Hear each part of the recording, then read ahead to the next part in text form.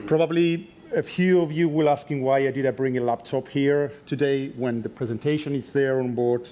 And we'll try to do a small, let's say, simulation to see what happens when you infect an endpoint. And at this point, let's simulate that this is a laptop that belongs either to the captain or part of the breach.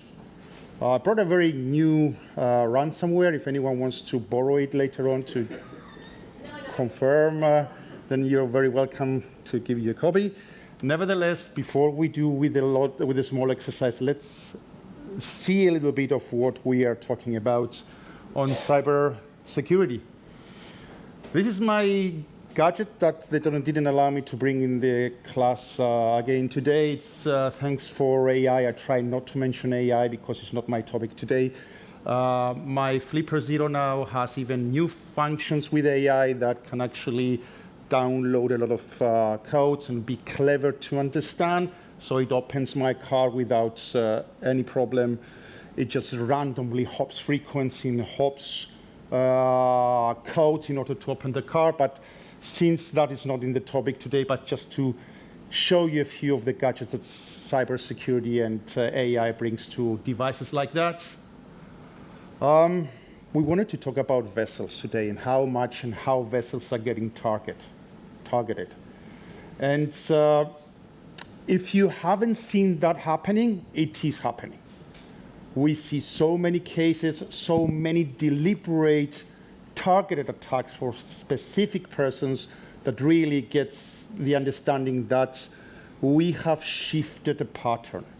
It's not anymore the office, it's not anymore your Outlook, it's not anymore your assets. Vessels are getting the same frequency target as any other asset that you have there. And most of it is information. Let's don't forget that we are living in an era where information, it's number one. Wars start and end because of information. Information moves so many kinetic energies, and it also moves the cyber security era. And ransomware has been, fortunately or unfortunately, number one reason of interrupting the services of shipping companies or ships. Ransomware has been distributed in a very nice way. It has evolved from small devices, from not so clever bad software to very clever devices that actually are very difficult to be traced and very difficult to stop. And ransomware is one of the attack methodologies that's sent to ships and vessels. Let me try to do that. I brought the ransomware. This is one of the 2,300 endpoints that we have in Marlow, spread in Ukraine, Philippines, Russia, Cyprus, Germany, Holland, and it has no special software. This could be, as I said, captain's laptop or one of the devices of the breach. You will tell me, oh, well, hold on, Manos. So you have the USBs blocked everywhere. I will use a USB at this moment, but maybe on the next year's seminar, I will do a small exercise to show you how we can send that across using blocked USBs or different methods. Anyone heard of the rubber ducky USB? That goes on a closed USB. Your computer thinks it's a keyboard, it allows connection, and then boom. Or have you ever heard about fragmented ransomware, where they come in a PDF, and then they compile inside your computer? And the worst point about the latest ones is that they don't do anything. They stay there until an administrator logins on that PC. Why? Because an administrator has rights on different network levels, and an administrator has rights on different, let's say, computers. So when an administrator logs on that PC, it actually spreads everywhere with $, so I'll try not to really go technical. And then you have 3 minutes. After 3 minutes, it's too late. So my question is that, do you have the threat intelligence in your organization to block and confine such a threat? I'm plugging it in right now, and hopefully lovely things will happen. They didn't allow me to put that on their network here and show you exactly, but what I'm doing, if I try to show you a little bit, I'm actually opening the drive and try to open the file that it's there. Hopefully it's going to allow me, and then I'm infecting by opening this called Captain Payslip. I'm actually now infecting this laptop, which is connected through my phone, and from my phone it's allowing to have internet access, and I am logging as an administrator to this laptop.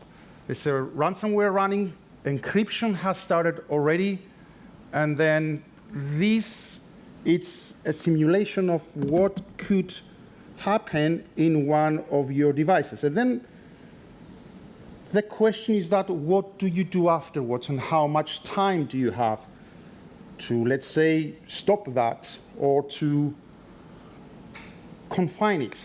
Moving on, the worst point is that this is the pattern that we see attacking our vessels and our infrastructure. Everything has changed. In the beginning, it was individuals. In the beginning, it was 2 or 3 people. This is a phone call from the SOC. Okay, try to answer the phone call. Yes, please, it's Marlow. Hi, is that Manos? Speaking. Manos, I'm calling because we've had an incident flagging up on CrowdStrike on a host that has your user as a registered user, and we have contained the device. I just wanted to check with you if that was a known action. It seems that an Excel file launched some additional tasks that were unexpected. Please keep the device confined, and we will take care from there on. Okay, please let us know if there's anything else you need us to do. The device will remain contained until we have more information from you. Thank you very much. Thank you. Bye. If anyone thinks that this is a staged process, we can try it on another laptop and another laptop and on and on. Less than 3 minutes, SOCs determine there is an infection out on those 2,200 devices that we have spread around. What happens to this laptop, you can see it later on because I'm running out of time. It loses the drivers of the Ethernet, it loses the drivers of the Wi-Fi, and it becomes a brick. Me as a CISO cannot even unbrick this device. Once I go back to the office, unfortunately this hard disk will come out of the device, we'll have a Black & Decker drilling through that hard disk, and a new hard disk will be getting into that computer. Less than 3 minutes, a device is confined before it spreads into your ship, into your network, and into your computers. And by seeing all these bad cases, is that prevention is number one. By stopping that, that is an action to repair things. Once you depend on repairing things, things get nasty. Prevention is number one that can save you. If your users in the office or the users on your ship have administrated access on their devices, there's no lack. If you have to your users in the office command prompts, then it's very difficult to stop these things.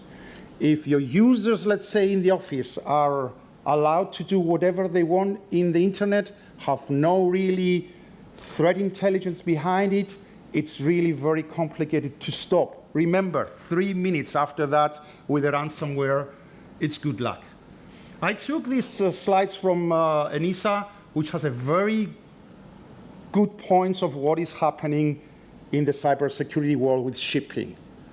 Fortunately or unfortunately, shipping, it is classified in the transportation, and shipping now is categorized number 3. It's flirting between number 3 and number 2 in the most let's say, attacked sectors. People think that, oh, ships is, well, ships now are becoming a geopolitical reason for war.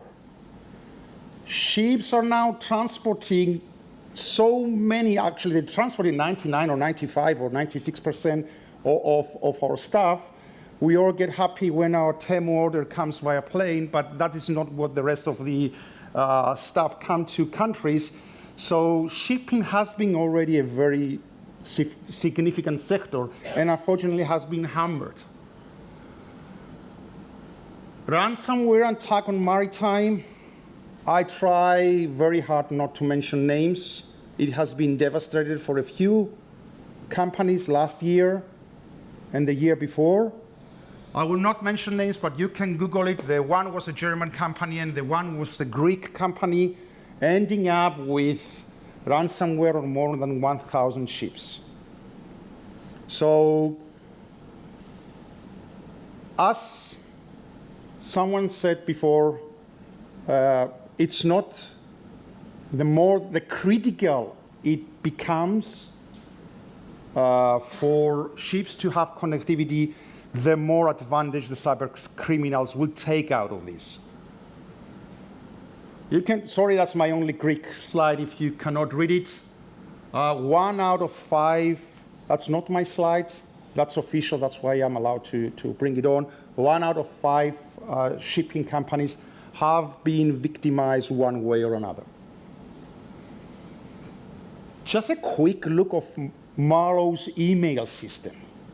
Actually, the colleagues love the whole idea because it gives them a very secure environment, but it really gets more and more difficult to sell this cybersecurity product to ship owners.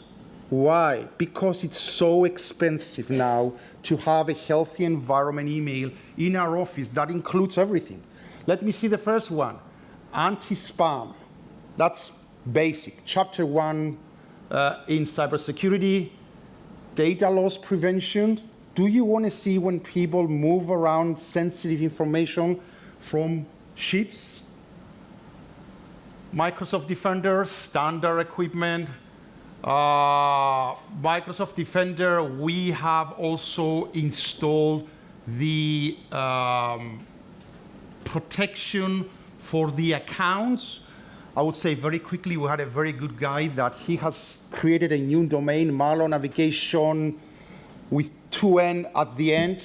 He sent a link to us, and that link had nothing inside. It was a plain page. So the antivirus said, okay. The sandbox said there's nothing wrong with that. And then at 9 o'clock when people came in, he started populating his page, and that link became dangerous. So when our colleagues click on it, and then it asked them for their two-way authentication, this two-way authentication was not coming from Microsoft. It was coming from the bad guy. So I'm asking you, if one of your colleagues, I have 1,500 something colleagues, if one of them clicks on a fake Microsoft identification or Microsoft two-way authentication, do you know it as a CISO? If you don't know it within 3 minutes, maybe it's too late, because that guy will get a delegation of his account and he will be reading all his email, and that guy will be targeted.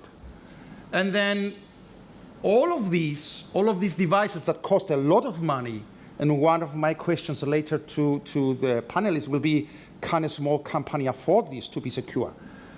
Are feeding all this information to the EDR, XDR, which is feeding that information to the SOC. And all this, according to the criticality, goes to CISO, security consultants. The security consultants even have already the solution for you before you pick up the phone. That's one of my last slides, and wanted to show how much we put together in preparation and planning. It's not everything about a screwdriver in your hand. It's not everything about firewalls, and it's not everything about intrusion preventions. I can program all this. Our weakest link, it's humans. Humans have a big flaw called trust. Trust is something that you cannot program to people, you cannot program to colleagues, and together with education and compliance with procedures, you start achieving something. Because if we all talk about intrusion preventions and screwdrivers, the CISOs will love me, but the rest of you will hate me because it's too technical, and it's not everything technical when it comes to an attack. So out of the critical incidents that I have seen, lasting between 1 and 9 minutes, if you're an IT manager or a CISO that you haven't seen attack before, and that attacks come from 50 people, then you will have a lot of difficulties to conceive what is going on. Because an attack is not one thing. It's nowadays 10 things happening at the same time. If you see a denial of service on your firewall and you think that's the attack, good luck to you, because that is a prepaid attack that he bought from China to create noise for you so he can do the other 9 things simultaneously. If you don't have a team and if you don't have the resilience with your suppliers, with your teams, it's very difficult to stop a targeted attack. And when the incident happens and then you get into defense mode, I have my own rules of 3, which I've seen happening again and again. Either you stop it and everything goes back in normal within 3 minutes. That means that you're a superhero, you have done whatever you need to do. You are restoring from your immutable backups, which are sitting somewhere else. Or either you have 3 days. If you pass the 3 days after an incident and you don't recover, more or less it's 3 months or never. So you understand out of these live examples that I have seen, that is not a joke. It's not something that you will go with your USB and format one PC and get back in business.